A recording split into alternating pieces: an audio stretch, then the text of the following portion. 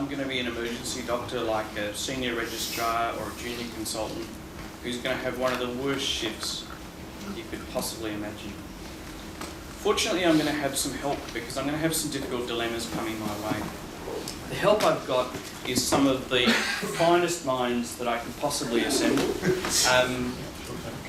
Joanne Herbert is legal counsel for St Vincent's Hospital. For those of you that saw the initial flyer that came out, I do, when I'm planning these sessions, have a redundancy where I say to myself, what would happen if one of my guest speakers got hit by a bus? Louis Wallet isn't here today. He didn't get hit by a bus, he did get hit by a car. We're very, very fortunate to have Joanne Herbert, who was able to become available, and very much appreciate her assistance today. Nicola Cunningham, sitting next to her, is an emergency physician at St Vincent's Hospital. She is also a senior forensic physician at the VIFM and is editor-in-chief of the Clinical Communicator. And for those of you that aren't subscribing to the Clinical Communicator, please do. You'll get it through where? VIFM? VIFM. Okay, the website? Okay, great. So what I should do, in fact, is start by introducing myself, because I'm not sure if I did that. So I'm an emergency physician here at St Vincent's. You won't help yourself. So I'm afraid we're done here. You can discharge that dickhead in bedroom here. He's going to lose his hand. So can you do something, please? Who are you? Charles Donahue, Professor of Plastic Surgery. I'm sorry. You called me down. You're the AO, is that correct? Yeah. Yeah, so the gentleman in bed 19, yeah. He's the man you called me down for, one of your CAS doctors did. He put his arm through a glass window, arguing with his wife. So he's gone through his radial-ulnar arteries, he's got some collateral flow, but he's going to lose his hand. Drunk as anything, abusive, I can't consent him. So he can go home, and if you can tell your doctors to not ring us about this, because I've got a list full of patients upstairs. So I'll leave him with you, thank you. I'm off. Oh, who are you? You can tell that English prick to get stuffed. I'm sorry, what's your name? Frank. Frank, do you mind just, while I work out what's going on, I'm not can staying. you just stay? Frank, I'm really worried about your I have hands. to go. My wife's Why? going to leave me. She says I drink too much. Well, where are you going? I'm going home. Frank, just let's slow everything down. Can I just get you to stop? I can't let you leave, Frank. I'm going. Can't If leave. you touch me, I'll sue you. Okay. But just have a seat for a moment, Frank. Please. Okay. Frank's out of here. He's on his way. I've got to make an immediate decision based on what you've seen and I've just seen about whether to restrain him. I'm going to get your help first, so you're going to vote. Can I get you please to put up your hand if you want to restrain him now? Can I get you to put up your hand if you're happy to let him go? Can I get you to put up your hand if you found that decision difficult? Okay. Fortunately, I've got the help of these two. Joanne, this might seem extreme to you, but in actual fact, this isn't that uncommon for our emergency department and emergency departments in general. Tell me, can I restrain Frank? So I think you've got a couple of factors you've got to look at here, which is one, how is he presenting? Does he have capacity to make an informed decision to leave the emergency room? And if he is going to leave the emergency room, have you provided him with the critical information that he needs to make that judgment, assuming he has capacity? So at law, you are to assume all of your patients have capacity regardless of how they present. So you have to, like Andrew said earlier, put aside those preconceived biases about what a person's capacity might be and think, unless you have evidence to the contrary, this person has capacity. So I'd be saying, okay, let's sit down and have a chat. I understand you're really concerned about getting home to your wife, but do you understand that if we don't do some further investigations, you're at risk of losing your hand? Can we call your wife for you and have her come down here and assist you in the emergency department while we go through these investigations? and start thinking about what, sort of what measures you can put in place to allay his immediate concerns about his wife leaving him, while at the same time making sure that you're adhering to your duty of care to prevent real and foreseeable harm to your patient, in this case by allowing him to leave the ED without sort of a proper assessment of what his condition is. Can you restrain him? Well, it depends on whether or not he can give consent to receive treatment or to leave. Because even if he chooses to make an unwise decision to leave the ED, if he's got capacity to provide consent, that's his decision, no matter how unwise it is. Okay, so just to give you a bit of a clinical context, and forgive me for the approximations, poor Frank is likely to get significant pain from his hand over the next half an hour or so. After about an hour or so, he may start getting ischemic damage. After 2 or 3 hours at home, if he's drunk enough to withstand the pain, he's likely to potentially lose his hand. Given that and what you've seen, would you stop him right now? He's leaving. I would stop it. Okay.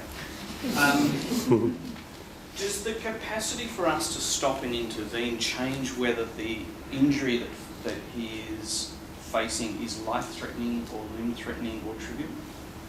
It does. So as long as it's life-threatening or there's a risk of disability, which in this case losing his hand would cause disability, you can stop and provide emergency treatment without consent. Okay. Nicola, I'll ask you whether this is feasible, but I'm going to have to restrain Frank, and I might have to use midazolam, or I might have to use droperidol, or I might have to use ketamine or something else. There's the potential for me to incapacitate him for the next 2 to 3 hours. If I do that, and I'll get both of you to comment, how do I get into theatre to get his hand repaired without anybody being able to consent to him? Well, then you're looking at providing medical care as a duty of care in a situation where there's either emergency requirements or the requirements of necessity.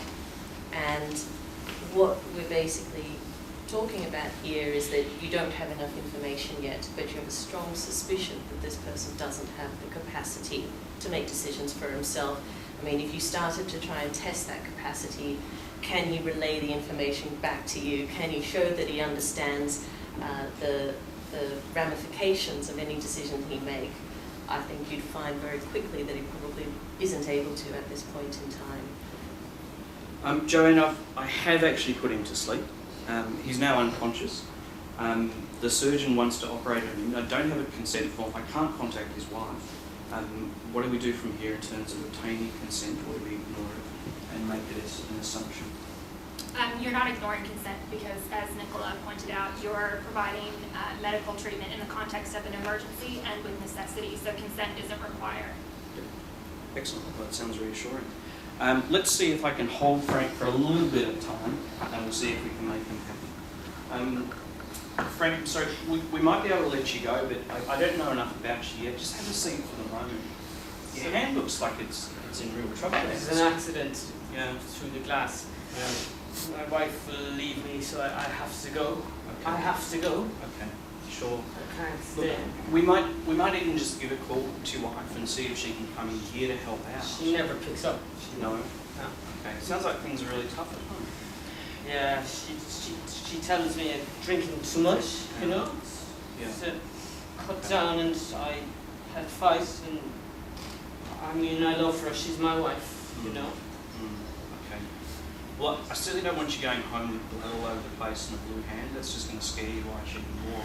Why don't we at least let's have a look at it and we'll go from there. Blue, all right, isn't it? Yeah, it is. It's not looking good. So you might lose that hand. 2 hands. Only got 1 heart, like.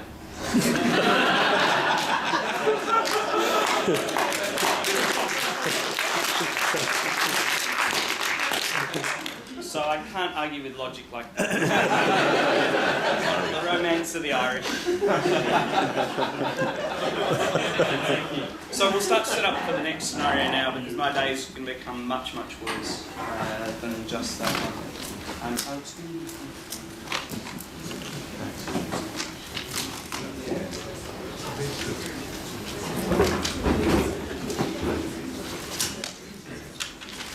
I'll just get you to hold on to questions until the end, please.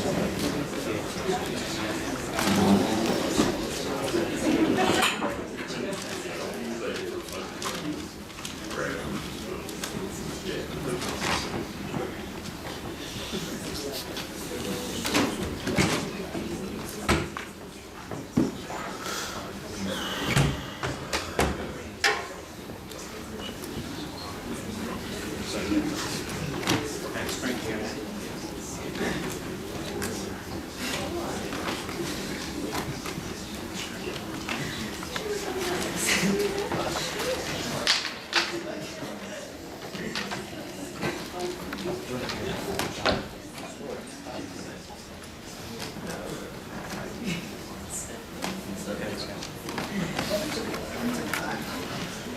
Where else? Hi. Bob from the ambulance has brought the guy in. Yep. I'm happy to hand over if you guys are ready. Yeah. Look, you come this way. No worries. Tim's here. Thanks so We're much. listening. So this is George Tyndall. He's a 19-year-old gentleman that was found this morning very cyanotic by his mum, very short of breath. He's largely unresponsive. He's got a history of cerebral palsy, query where it's secondary to some meningitis when he was young, but since he's been a baby, he's been full-time care dependent, which his mum provides. He's non-ambulatory in any way. He doesn't really communicate, just groans occasionally, and actually has a peg tube in by which he's fed. He doesn't normally communicate it. No, not at all. He has a history of epileptic fits, normally about sort of 4 a day, normally managed by his mum with diazepam with good effect, although she reported this morning not having any as we arrived. When we arrived, his blood pressure was 60 systolic, heart rate was already at 130. I couldn't get a saturation. Yeah. The right lung base, was extremely quiet, and we were pretty concerned. We were sorry to crash through you, but we literally was just around in Gertrude Street, one of the residents there, so we called him straight here. Thanks. Look, Mum was aware that he was unwell, and we were fairly concerned. She sort of said on leaving, please don't do anything heroic. I don't know exactly what that meant, but she's actually going to come in. All right? Great. Anything else you need? No, that's fine. Thanks, Jules. I'll be up writing our notes. Brendan, did you catch on to us then? Okay. How did you go with the pulse? I'm not getting a pulse yet. No pulse at all? Okay. And can I get you to start doing CPR, please? Let's get that monitor attached. Pads on, please. Have you got IV access? That's fantastic, thanks. Okay. Ventilating okay, Brendan? Yeah, bagging okay. Okay. Feel a little bit of resistance. Alright. So pads on and read them as soon as we can, please. Until we know a bit more about this young guy, let's keep going, find quickly reversible things. Okay, and then CPR stop for a moment, sinus tachy, okay, still pulses, CPR again. Okay, so we've got a PA.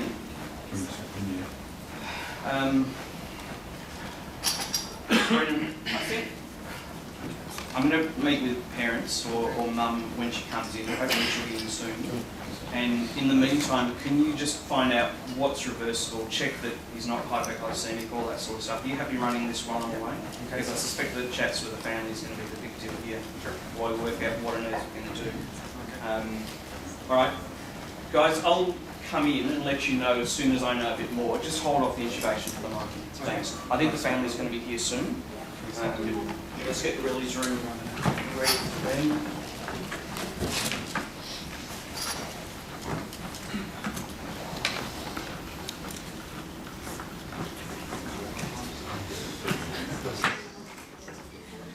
Have a seat, please. My name's Ian Summers. I'm one of the senior emergency department doctors at John and Kim. Thanks for coming in. Look, Kim, I understand that you called the ambulance this morning because your son, is it George? Was very unwell. Is that right? I've seen him this back before. And my understanding is that he's normally quite dependent and has trouble with his communication and his mobility, and is needing care from you almost 24 hours a day. Is that right? Yeah. Fed through a peg and lots of seizures every day, and even with the feeding, he's really thin. Yeah. And I mean, he's had aspiration before and gone to ICU years ago, but his seizures are getting worse, and he's just, as he gets bigger, it's harder to look after him, and this is the first time we've ever been to that adult hospital. He's looked after at the kids' hospital. Okay. very... But the reason that I wanted to know a little bit about him in a hurry, and I'm sorry, I've only got sad news for you, is that since he's arrived here, his heart has stopped. So while we're talking, and this is going to need a little bit of decision making on us in a hurry, while we've been talking, his heart has stopped. There's a team that's working at the moment while we're chatting, doing CPR and looking for things that we can correct very quickly. I'm sorry, this is sad news always. My understanding was that we said to the ambulance officers not to do anything at all heroic. Is that right? I'm sorry, Ken. Yeah. He's coming up to needing to go into a home. It's too hard for me to look after him on his own. And I've never seen him this sick before. I thought this day was going to come. Can he feel any pain? No. So he's totally unconscious at the moment. He's not feeling anything. He's not aware of anything. He won't be feeling any pain or anything else. Can we just stop? I think we probably can. And I just wanted to check your understanding of what's happening. I'll just stop you there, Doctor. I think what Kim hasn't said is that we've separated in the past 6 months. It's been very, very difficult for both of us. And Kim is the primary carer who has moved out. Work hard trying to support my family, but you know, we've separated really as a result of difficulties. We made a decision a couple of years ago that I would be legal power of attorney. And the reasons for that is that I think it's fair to say that Kim's very emotional.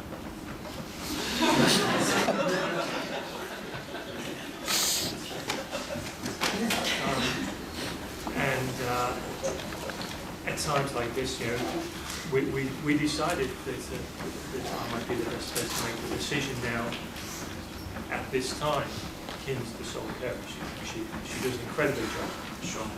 Incredible job with George and has done for a long time. Loves it.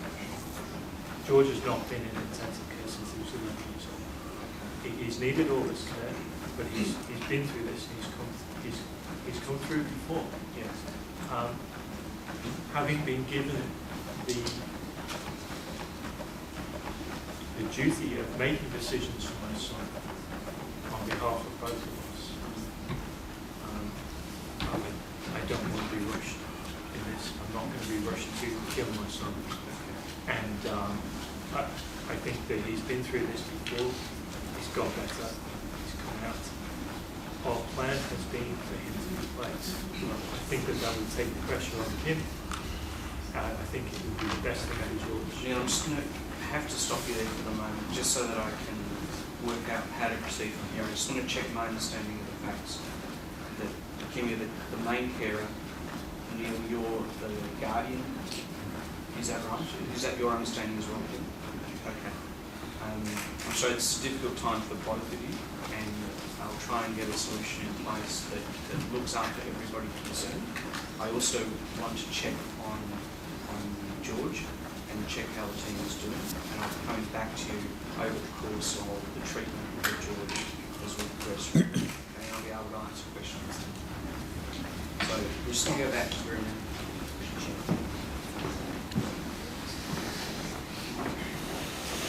So you've probably worked out that the resuscitation is running at the moment. We're going to need to make some pretty quick decisions on this. Just to give the panel, who I'm going to be talking to in a moment, a little bit of perhaps general feel of the room, I'm going to ask you to take, again, another decision. This one you're going to do anonymously, which means that you close your eyes while you vote. So if you close your eyes, please. And I want hands up for those that would go back into the room and say, don't intubate, we're pulling out. Hands up for those people. Hands up for those people that would want to continue including intubation. Hands up for those that found the decision too difficult to make. Okay, you can open your eyes now. So just to report back to you of the room, the feeling I think was almost about half and half of those two votes, and there was probably a smattering of hands that went up on the decision was hard, and I suspect my hand might have gone up there as well. But I have access to the panel. Joanne, easy case? Difficult case. Okay. Your feelings on how we should proceed, because this is unfortunately one of those times where our resuscitation is still running. We as an emergency department team will need to make a decision very quickly on how to proceed. Can I have your best advice, please, on where to go from here? Yeah. So you have to think about this in terms of your duty of care. And part of your duty of care is you don't have a duty of care to prolong life in the face of death. It's about providing reasonable and effective treatment. So I would be going back and getting a view of what is going on in that room in light of the discussion that you've had. Okay. And it may be Actually, that, Joanne, sorry, what I should have done was also given you a little bit of a clinical briefing. And again, Nicola, please put in your thoughts as I go through. The rhythm that he's in at the moment is a pulseless electrical activity, which means that his heart has an electrical rhythm, but the heart isn't actually mechanically beating at all. That has some quickly reversible causes, but generally not. So we're sort of in a holding pattern in terms of our arrest now, that there's the potential for survivability, but it's not great. And that is probably the clinical information I should have. So, Nicola, are you happy with that as an assessment? Yeah, okay. Yeah, so I think once you've ruled out those reversible causes, if nothing's happening, you don't have a duty to prolong life, and it's about providing, care is patient-centered, and you have to accommodate the needs of the patient and have respect for the decisions that the family want to make. You also have to provide them with realistic decisions. So it may be that there isn't an option for medical treatment because medical treatment may be futile. And in that case, we would be counseling the family towards palliative care in that circumstance. In this case, it's tricky because if the father's the guardian, so he's VCAT appointed, given that this person would have never had capacity to appoint a power of attorney, he actually has the decision-making powers. If he wasn't present, the mother can make the decisions because she falls within the hierarchy, and you go to the first person who's available and willing to make the decision in the circumstances. But I would say in this case, it would be about counseling the guardian that we may not have any medical decisions to make because medical treatment may be futile. And what we really need is to get everybody on the same page about what the realistic prognosis is here. And then go back and think about what the decisions are. But as I say, your duty of care is not to prolong life, it's to provide reasonable and effective treatment based on patient need. And I think in this case, we've probably got a reasonable argument that there isn't a decision to be made. It's really a clinical decision that needs to be made at this point. Okay, thanks. Nicola, anything to Only to add that you can have a good understanding of what your legal duties are, what your ethical duties are, but at the end of the day, the reality of the situation is that you've actually got family members who are in an extreme emotional state, anxiety, and grieving. And so you have to also address the practicalities. Even though one is the primary care and one is the medical power of attorney, they're both parents who are actually just trying to make the best decision. So you need to take that into account in how you then play out what happens here. And perhaps that is to bring the parents in and let the father see that there is some ongoing treatment being provided, and also to be able to see for himself that it is futile, and to allow the mother to feel like she's also being listened to, so that she's given that opportunity to grieve and feel like she had her say. Okay, that's fine. Thank you. What we're going to do is head back. George, we're going to hold on to questions to the end if that's okay. What I'm going to do is head back into the research room. Just so that I can fill the team in on what's been happening and get an update on myself. So we're into our 12th cycle. We've given 6 doses of adrenaline. Despite that, he was sent into a asystole. We've given a litre of fluid. His potassium is 5.3. His blood sugar is 6.4. Yeah. I can't find any other reversible causes. He's not hypothermic. So just to recap, he's now in asystole. We've done a lot of cycles of CPR. We've found nothing reversible. I've got a problem in the relatives room, in that there's a disagreement between the two parents about what's going on and about the extent of resuscitation. I think it's now pretty clear that he isn't going to survive this. Are you happy with that? If you wouldn't mind, keep going, guys, with the CPR. I suspect that we're going to be pulling out soon. I'm going to bring in two parents. They're separated. There's a fair bit of conflict between them, I'm guessing. If we could just play it serious and I'll talk them through. I'll do a bit of guidance here.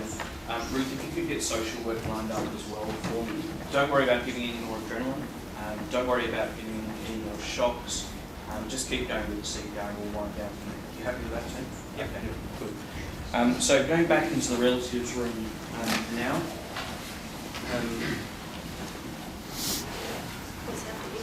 Look, I'm sorry, this is a difficult time for you both. I know that there's a lot of disagreement between you. I'm not sure, but I think we're just trying to do the best that we can for us. So we just have. And I think that's what I get the sense from, is that there's an agreement that you both love your son. There's an agreement that you both want to do the best. There's probably a difference depending on where to go. But look, I do want to let you know that there's been a change while I've been out of the room and helping around the resuscitation, in that George has gone from a rhythm and a type of arrest or heart stoppage where I'm expecting to be able to potentially bring him back to one where there is no potential. And I'm sorry, it's just bad news. That we're at the stage now where he won't survive this, and this is going to be, unfortunately, his final illness. He will die from this. So at the moment, the team is still doing CPR. What I want you to do is to bring you into the research room to be able to say your goodbyes, but that's all we're doing. And I want to be clear, Neil, because I know you feel strongly about this, that this isn't an argument about whether one of you is right or one of you is wrong. This is now just the decision has been made for us, and unfortunately this is one where George has passed on. Okay, I'm sorry. Neil, would you have to come together now? Are you happy to come in together? Let's go and say goodbye. Come to this one. So he's unaware of anything that's happening here. And if we're going to stop now, Brennan, let's stop. Okay, can you just come in and say goodbye to please? Thanks. And that's the scenario over. Thank you.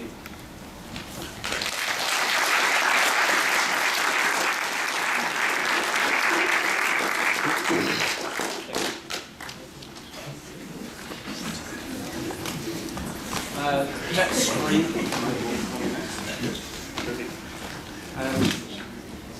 Jules, how are we going? Okay. So we can actually stop there for a moment for questions or comments from the audience. George. One thing I was going to say as a tip for young players is futile is a great medico-legal term. You've got to be wary about using it with patients, particularly if they're on the defensive. It seems it can come out as a bit of a, not quite a derogatory term, but if you're dealing with somebody who is driven in one direction and you sort of say, well, it's futile, I don't have to do anything, that doesn't really help you get where you want to be.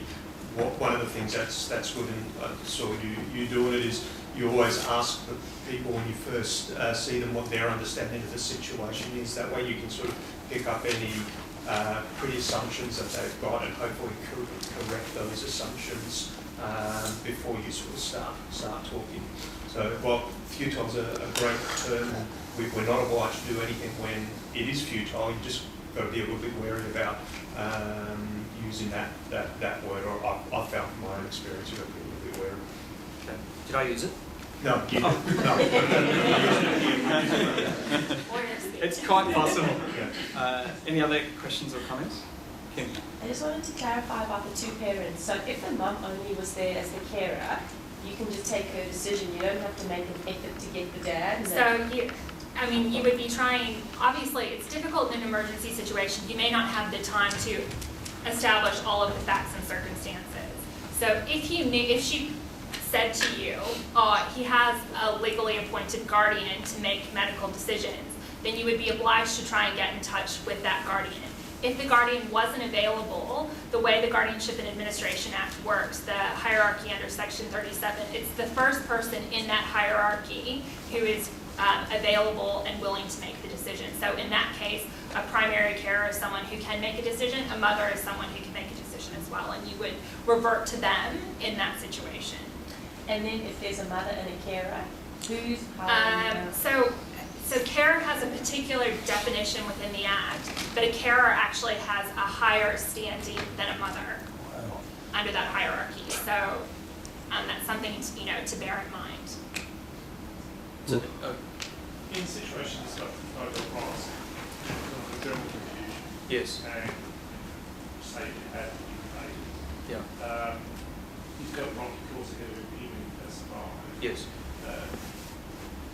You kind of are limited with the appointed guardians. Yeah. Is that right? Yeah. So, if I step away from the legalities of things for a moment, often in those situations, what you're doing is trying to buy a little bit of time, and it's time to find acceptance or time to move ahead in one direction. And often, I've found the intensive care units very good at providing that time as long as you present it that way. So I think sometimes we get pushed into black or white when there's actually a sliding scale of grey over hours or something else, of getting the family in touch with reality, if you like. So look, we'll step quickly into the next scenario, if that's okay. I'll introduce you to the next patient in my bad day, and we'll go from there.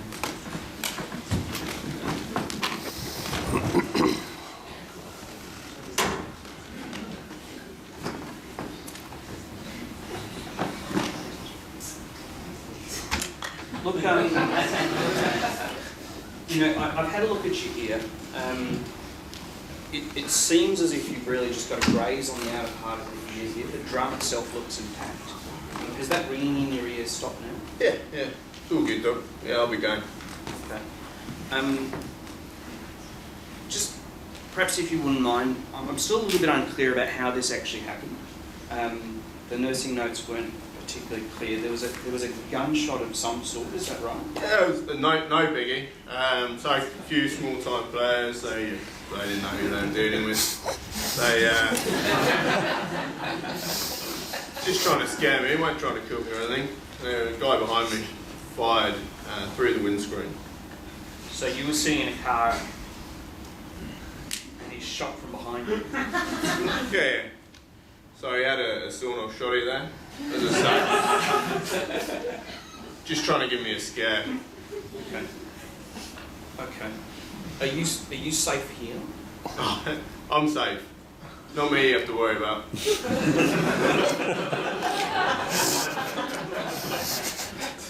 Should I be expecting anybody else to be coming into the emergency room today? Could say so. Seriously injured? Killed?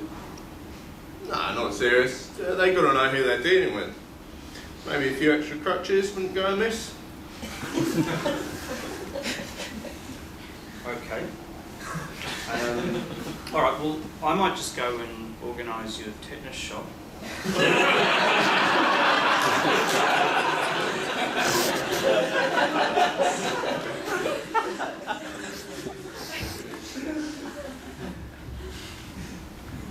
Nicola, there's been a gunshot. There's the potential, perhaps, for other injuries to occur from this incident in retribution. What, if anything, are my responsibilities in reporting to police on this matter? There's no mandatory requirement for you to report. So often people do think that, particularly where firearms are involved, that there's a an obligation to report to police, but certainly in Australia it's not a mandatory requirement. So what it comes down to then is what is your duty to warn, and that's taking into account the potential act of breaching patient confidentiality against notifying of information that you've become aware of for a different purpose. And in this situation it'd be for in the best interests of another party or societal interests. And a lot of the legal discussions around this sort of issue stems from a landmark case many, many years ago, the Tarasov case in America, where it came down to a duty to warn. And just very, very quickly, it's a person, a student, disclosed to his psychotherapist that he wanted to kill a woman that he'd become obsessed with, and it eventuated that he did do that, and the parents filed a suit against the psychotherapist that he failed in his duty to warn. And one of the famous lines that came out of this hearing was by the judge, who said that protective privileges end where public peril begins. And I think that's quite a neat summary to look at it. Okay. So I don't have to report. Joanne, if I wanted to report, am I covered in terms of breaching his confidentiality? Yeah. So the Health Records Act, which when you're giving treatment to a patient, everything they disclose to you, whether it's their name, their address, it's all health information, because it came to you via giving medical treatment. So it's the Health Records Act that applies. There are two exemptions that would be potentially relevant to this situation. The first one is under HPP 2.2i, which is you can disclose if there's a serious and imminent threat to an individual's health, well-being, or welfare. And then J, which is you can disclose if you have reasonable grounds to believe that the information would assist in a law enforcement activity. So, for example, the investigation, prosecution of a criminal conduct. So there are two exemptions, but bear in mind the Health Records Act, you're not required to disclose. As Nicola said, it just creates an opportunity for you to disclose if you're satisfied that either of those two exemptions would be relevant here. And I would say, while the second one may be possible, the first one, given the tenor of the threats that have been made, I'm not entirely sure that you could definitively say there's a serious and imminent threat to an individual. Okay, so the upshot of that, I think, is that I am not obligated to get in the middle of a bikie gang war. I think that's helping with my decision.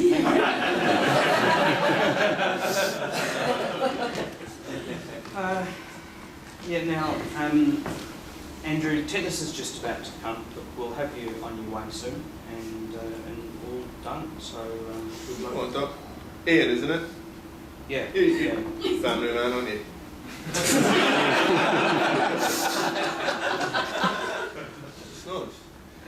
Yeah. You know what I told you earlier? Let's just forget about that. Doesn't need to go in the notes. Oh, okay.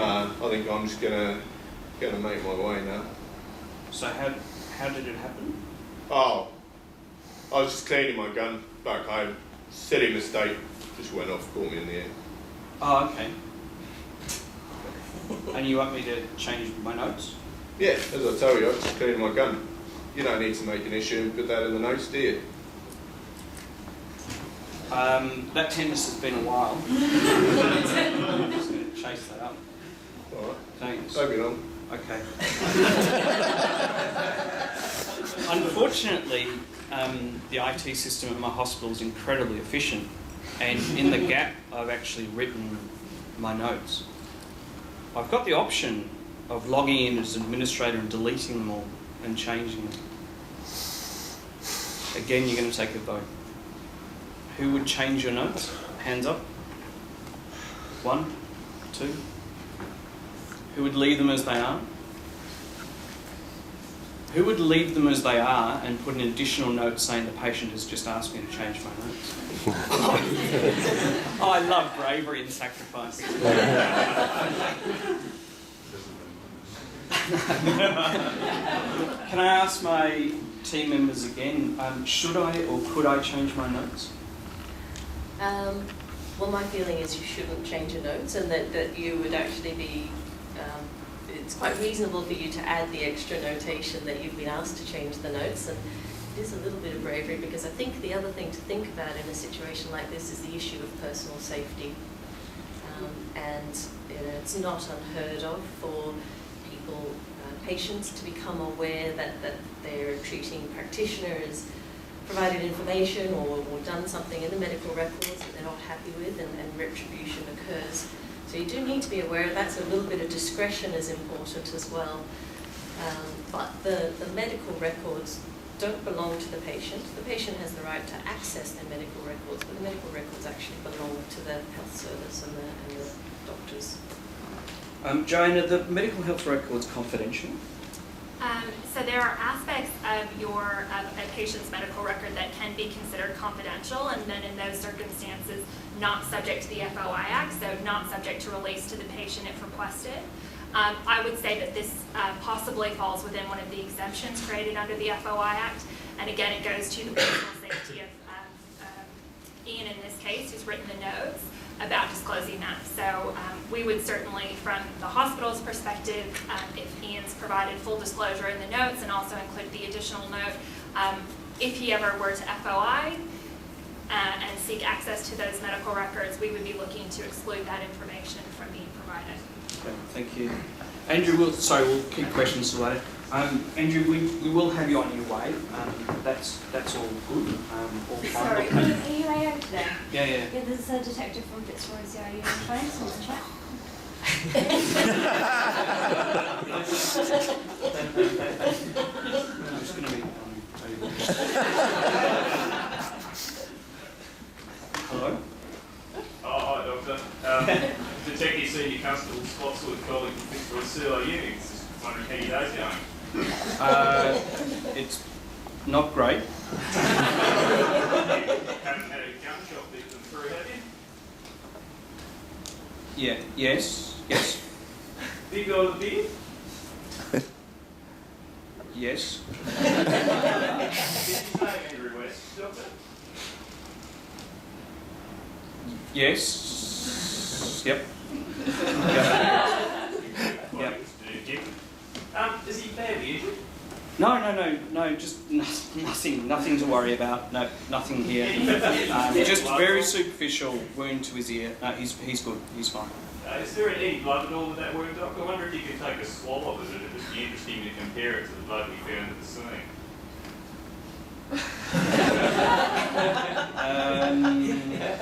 No, I don't think I can do that. No.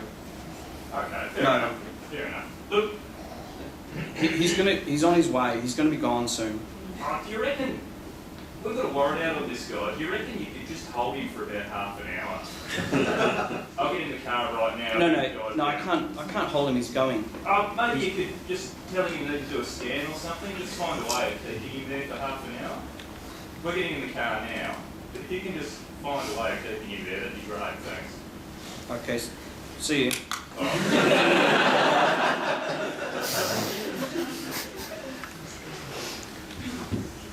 Help. Nicola. So there's a couple of issues that come out of this conversation. One is the conversation with the person who's reporting themselves to be a police officer and the need to verify that. The issue of the request for a swab. What do you do with that? What's your obligation for that? And then also the issue of whether or not you actually attempt to detain this person long enough in the emergency department for the police to come and pick them up. And there's probably a bit of discussion around each of those. All right. So let's start with perhaps the first one, if I may. How do I know that that was a police officer? Well, you don't. That could be the person that had the shoddy in the back of the car. So, it's not unheard of for people involved in these sort of incidents to want to find out what the status is of the person in hospital, primarily because they want to come and finish the job.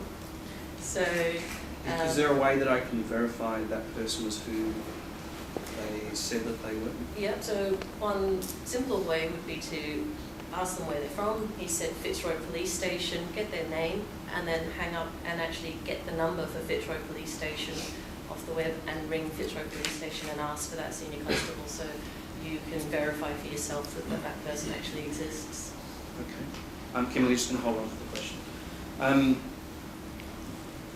There was a lot of questions getting asked in a bit of a hurry, and I felt at the time, and well done Detective Senior Constable Matt up there, I felt like I was scrambling for time and getting pushed a little bit. That felt familiar when police call. Any strategies for us, any tips? What can we do? It's very difficult because police are trying to do their job. You know, they are trying to create a case, and they've got very black and white obligations about how to pursue an investigation, and you know, they've got a very strong sense of what they're doing for the greater good.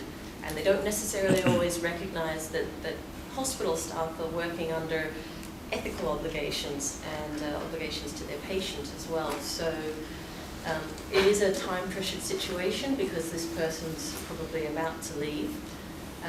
So you need to clarify some of the details about what it is that police officer is requesting. Okay. Can I take the sample that was requested without the patient knowing why that sample was being taken? If I said, look, I'm doing it just to check for infection and I put it in a safe drawer somewhere until I arrive, can I do that if I wanted to? No, you shouldn't, because from the information you've got at the moment, the sample is being requested by police for a forensic purpose. It's not a sample that you're taking to provide ongoing medical care to the patient. So it's not investigations that's part of the treatment that you're going to provide to the patient. So you don't have a duty to take that sample. Okay. Joanne, are you comfortable with the information that I've given to the police about who the patient is that I've got in my emergency department and what's happened to them? I would certainly have advocated checking that they are in fact a police officer. As I say, that health privacy exemption exists for this exact purpose, but you need to be satisfied that you are dealing with a law enforcement agent and that it's in the course of an investigation. So I would be advising the exact same thing. You get a call, you hang up, you call back the police station and you ask to be put through to that person. Okay. Assuming that that was a verified police officer, is it reasonable, the information that I've given?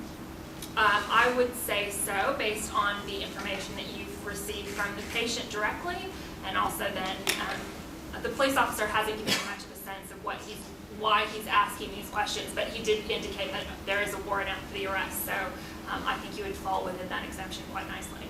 Okay, thank you. I think what we'll do is start to wrap things up now, but we'll probably try and leave an opportunity for questions. In fact, if you're happy to stay there for the moment, Andrew. Sure. Are there any other questions while the panel's... Are you being obstructed if they say, well, you find out they are police and then they want to come down and arrest this person now? So, if we hadn't have kept him?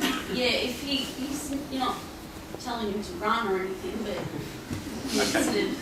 All right. In fact, do you mind if I just re-ask that in a two-phase question? Firstly, am I obstructive to the police? And if I said, no, I don't have that person here? If it was a verified police officer and I said, no gunshots here, no Andrew West, no. Arguably it is obstructed because you're actually providing false information. So it would be one thing to say, I'm really sorry, I can't answer that question. It's another thing to say that person doesn't exist here.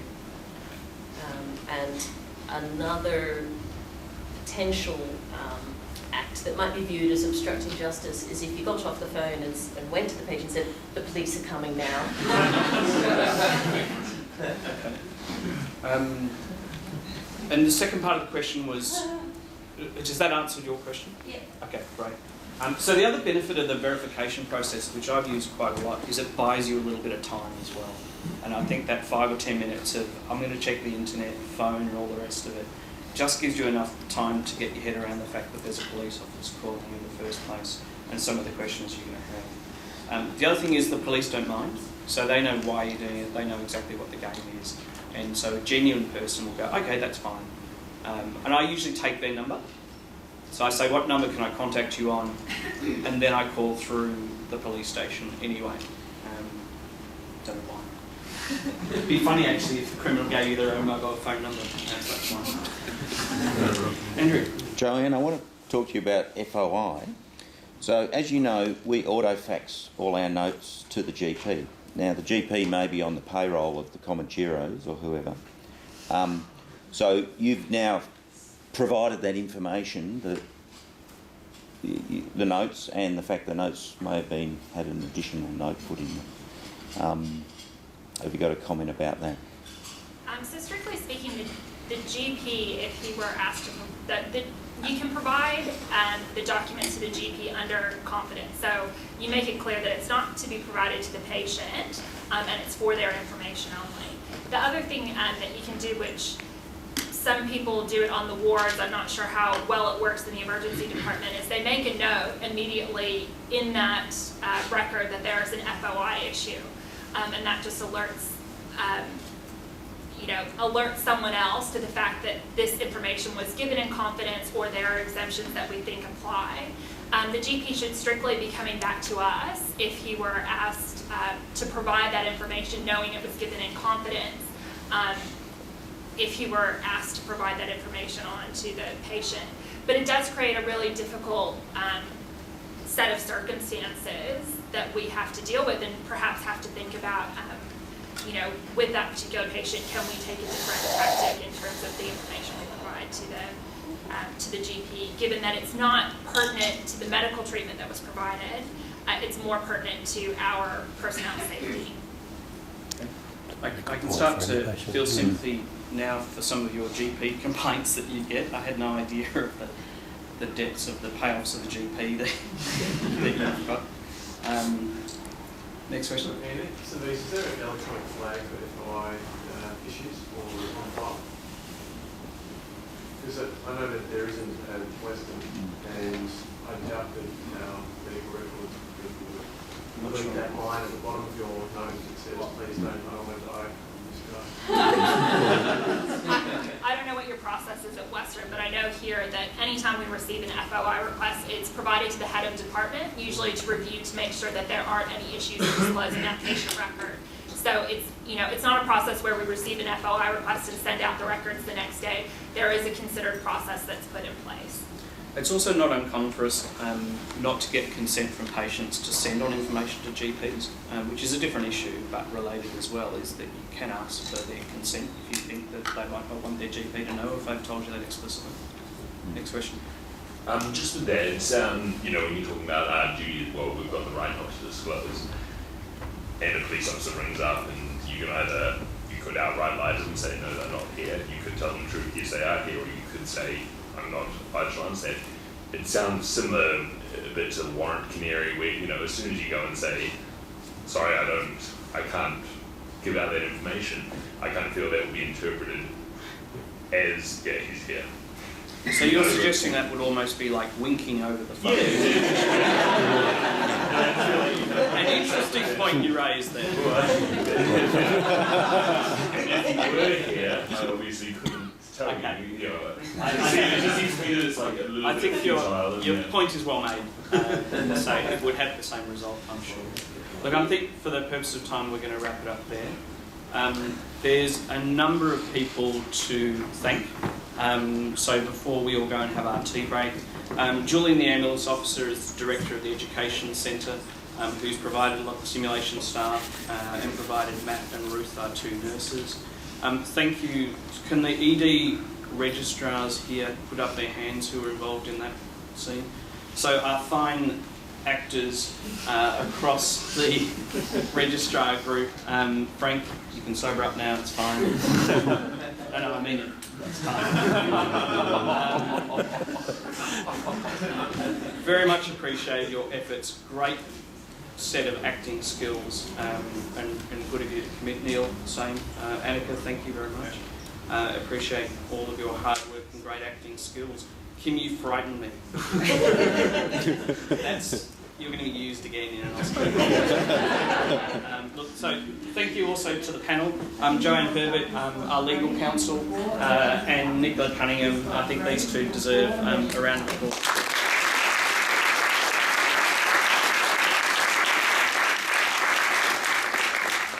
It's now time for a coffee break. Zuki Coffee is across the back there. I think there's some more sort of plunger coffee at the back of the auditorium here. We're going to run again at 11 o'clock to start the next group of sessions after the break. Thank you.